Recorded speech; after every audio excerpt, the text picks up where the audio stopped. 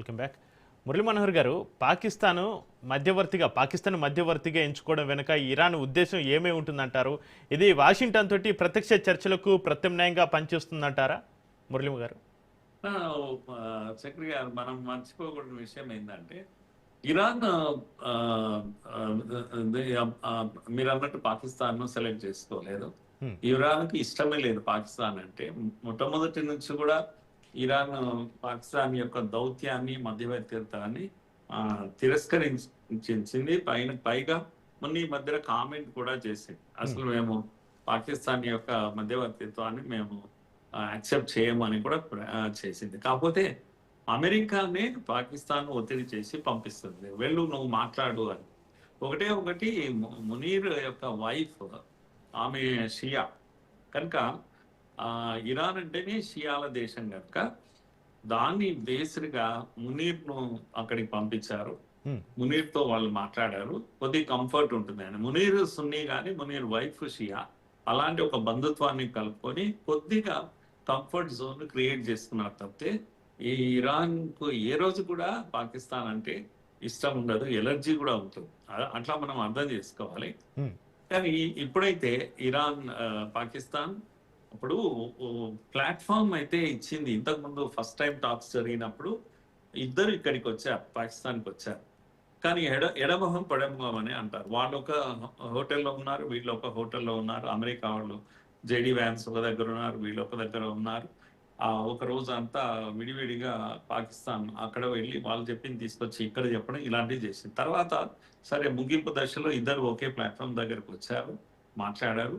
మేము ఈ టాక్స్ ఇంతటితో క్లోజ్ చేస్తున్నాం కనుక ఇవి ఫెయిల్ అయిపోయినాయని చెప్పేసి వెళ్ళిపోయారు, ఎక్కడి వాళ్ళు వెళ్ళిపోయారు. అది జరిగినటువంటి తీరు. కనుక కంఫర్ట్గా లేదు అక్కడ. పాకిస్తాన్ నుంచి అడిషనల్ గా అక్కడ యాడ్ అవుతున్నది ఏమీ లేదు. ఒక రకంగా చెప్పాలంటే ఇది ఇప్పుడు పెళ్లి చేసుకోవాలంటే ఇద్దరు అమ్మాయి అబ్బాయి వాళ్ళు ఎక్కడో దగ్గర అందరూ చుట్టాలంతా కలిసి ఒక ఫంక్షన్ హాల్ లాంటిది తీసుకుంటారు. కనుక ఫంక్షన్ హాల్ అనేది కేవలము వాడుకునే ఒక వేదిక తప్పితే అదొక శాశ్వతమైనటువంటి ఇది ఏమీ ఇవ్వదు.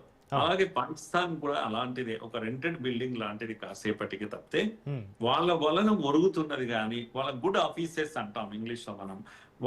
వాళ్ళకున్న సంబంధాలు, దౌత్య సంబంధాలు అమెరికాతో లేకపోతే ఇరాన్తో ఉన్నటువంటి చరిత్ర, సంస్కృతి ఇవన్నీ తోడవుతాయి. దానికి కారణంగా ఏమవుతుంది అని అంటే రాజీకి వచ్చే అవకాశం ఉంటుంది వీళ్ళ యొక్క స్నేహం కారణంగా, పెద్దరికం కారణంగా. పెద్దరికం అనేదే లేదు, కేవలం పప్పెట్టుగా, అమెరికా పప్పెట్టుగా పాకిస్తాన్ పనిచేస్తున్నటువంటి తీరు మనం చూస్తాం. అందుకే బేసిక్ గా ఇక్కడ మిస్ అవుతున్న పాయింట్ ఏంటి అంటే దౌత్యం ఏదైతే మధ్యవర్తిత్వం చేసే దేశానికి ఆ స్టేటస్ లేకపోవడం అనేది దీంట్లో ఉన్నటువంటి పెద్ద లోటు అని చెప్పుకోవచ్చు. రెండవ విషయం ఏంటంటే అమెరికా లాంటి ఒక పెద్ద దేశం పాకిస్తాన్ పప్పెట్ గా వాడుకొని పోస్ట్ మ్యాన్ డ్యూటీ చేయించడం అనేది కూడా దీంట్లో వాల్యూ లేకపోయింది. ఇరాన్ కూడా దాన్ని అందుకే సీరియస్ గా తీసుకోవడం లేదనేది మనం. ఏది ఏమైనా చర్చలు జరగాలి, మాట సంబంధం అన్న మినిమం రిలేషన్, ఒకటి కమ్యూనికేషన్ కొరకు ఎవడో ఒకడు ఉండాలి కనుక పోస్ట్ మ్యాన్ ఇప్పుడైతే పాకిస్తాన్ పనిచేస్తుంది. కానీ దీని ద్వారానే ఇరాన్ చెప్పినటువంటి విషయం ఏమంటే వాషింగ్టన్ కు కమ్యూనికేట్ చేసింది, అయ్యా నువ్వు 9 విషయాలు పంపించావు, మాకు ఇవి ఏమాత్రం ఆమోదయోగ్యంగా లేవు, మీరు ఈ 14 విషయాలు మీరు పరిశీలించండి అని సింపుల్ గా పేపర్ ఒకటి పంపించింది. అయితే ఇండియా అమెరికా ఉద్రిక్తలు అలాగే కొనసాగుతున్నాయి. ఎందుకంటే అక్కడ క్యాంప్ వేసింది, హర్ముజ్ జలసంధి దగ్గర అమెరికా తన షిప్స్, యుద్ధ విమానాలతో క్యాంప్ వేసింది. ఏ యొక్క షిప్ కూడా, ఏ దేశం యొక్క షిప్ కూడా అక్కడ కదలలేని ఒక స్థితి ఏర్పడ్డది.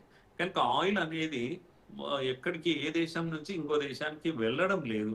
కనుక ఇటువంటి ఉద్రిక్తల మధ్య చిన్నగా ఈ 14 అంశాలు పంపేటప్పుడు మీరు కనుక చూస్తే చక్రి గారు, ఈ డిమాండ్స్ ఏమని ఉన్నాయి? లెబనానే డిమాండ్ చేస్తుంది అనేక రకాల, మీరు యుద్ధం ముగించడానికి మాకు కొన్ని ఇవి కావాలి, వెసులుబాటు కావాలి మాకు. మీరు యుద్ధం అంటే కేవలం ఇరాన్తోనే కాదు, యుద్ధం అంటే ఇరాన్తోనే కాదు, అంటే లెబనాన్తో కూడా అక్కడ జరుగుతుంది. ఇజ్రాయెల్ అండ్ లెబనాన్ యుద్ధం జరుగుతూ ఉంది. కనుక యుద్ధం అన్ని వైపుల నుంచి క్లోజ్ కావాలి అని మేము కోరుకుంటున్నాం. కేవలం మీరు మాతో మాట్లాడుతున్నారు కనుక మీరు తాత్కాలికంగా 2 నెలలు ఆపేయండి, విరమణ చేయండి అని మీరు అంటున్నారు. విరమణ చేయడానికి మేము సిద్ధంగా లేము. అంటే వాళ్ళు ఏమంటున్నారు అంటే ఆయుధాలను ఉపయోగించకుండా ఒక 2 నెలలు మనము ఆపేద్దామని అమెరికా ప్రపోజ్ చేస్తే నేను ఆపే ప్రశ్నే లేదని చెప్తుంది. అంటే ఒక రకంగా యుద్ధం ఆపే స్థితిలో లేదు ఇరాన్ చెప్తూ ఉంది. రెండవది మాకు భద్రత ఏంది, ప్రాంతీయ భద్రత, మా చుట్టుపక్కల మాకు భద్రత మీరు ఇస్తారా, కల్పిస్తారా, గ్యారంటీ ఇస్తారా? మా పైన ఆంక్షలు ఉన్నాయి, ప్రపంచవ్యాప్తంగా అనేక దీంట్లో మాకు ఆంక్షలు ఉన్నాయి, మా మీద ఆంక్షలు ఎత్తివేయాలి అని డిమాండ్ చేస్తుంది. కనుక అంతేకాదు ఈ 2 డిమాండ్లు ఆంక్షల తొలగింపు, ప్రాంతీయ భద్రత, ఈ రెండింటిని ఇతర డిమాండ్లతో ముడిపడి ఉన్నాయి కనుక మీరు ఈ రెండింటిని పెట్టుకొని మీరు ఆలోచించండి. యుద్ధము 30 రోజుల్లో పరిష్కారం కావాలి అని చెప్తుంది.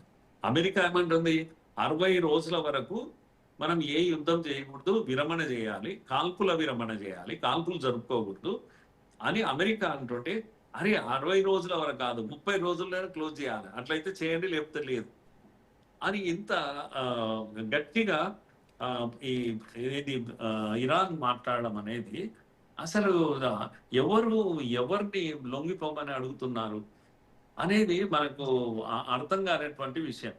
ఇంకొకటి ఏమంటుందంటే ఇరాన్ అనేక దేశాల్లో వీళ్ళ యొక్క ఆస్తులను స్తంభింపజేసింది అమెరికా చాలా రోజుల నుంచి, ఇప్పటి నుంచి కాదు.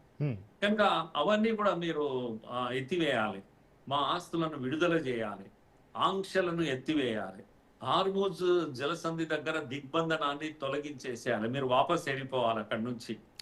కనుక ఇటువంటి డిమాండ్స్ అన్ని పెట్టినప్పుడు ట్రంప్ ఏమంటాడు, ఇప్పటికిప్పుడు ఇవన్నీ ఒప్పుకుంటాడా? ఇది అయ్యే పనేనా? కనుక అంతేకాదు చివరి డిమాండ్ ఒకటి ఉంది చక్రి గారు, యుద్ధం చేసినందుకు మాకు ఎంత నష్టమైంది రాసిస్తాం, ఎంత నష్టమైందో ఈ నష్టం మొత్తం మనం చెల్లించాలి.